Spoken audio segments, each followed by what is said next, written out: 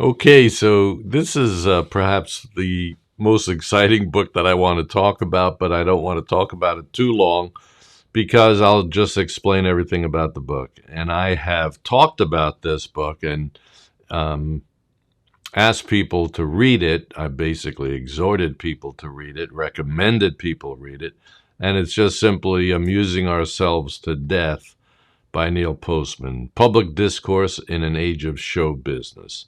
And it is just one of the best books that I have read.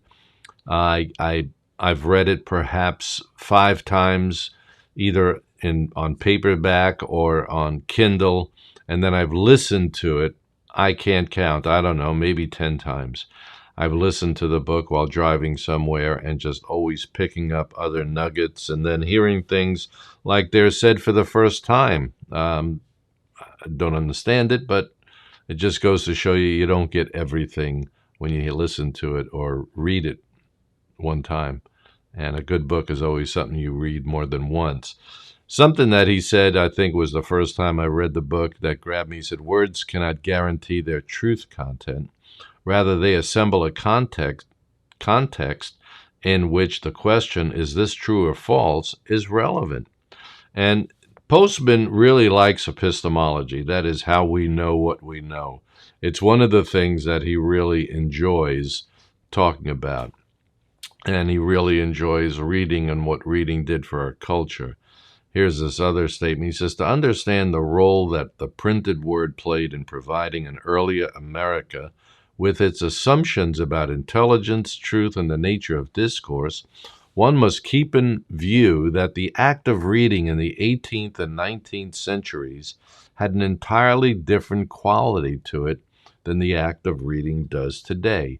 And basically, what he's saying there is that, early on, in the 18th and 19th centuries, they didn't have a bunch of distractions.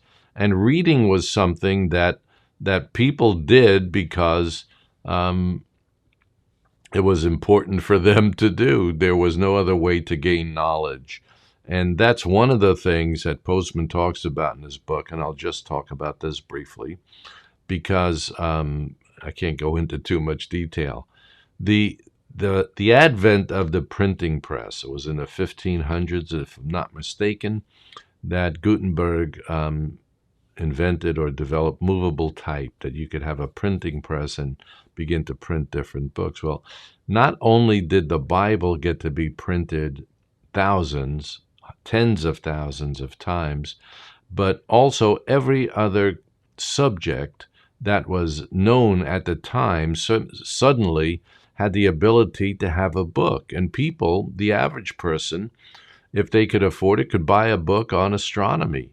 They could buy a book on chemistry. They could buy a book on manners. These things had never been in print before, and suddenly there was an explosion of knowledge. And what Postman does, he calls that the age of exposition, which is something that we will talk about in the future or get back to when we look at some of his other books. I'm a fan of Neil Postman's. I make no excuses about it. I like the way the man writes. I like the way that he stimulates my thinking. And that's one thing that we understand, or we can understand when you read Postman. He will change your view of reality. He'll give you a clearer picture of what's going on in the world.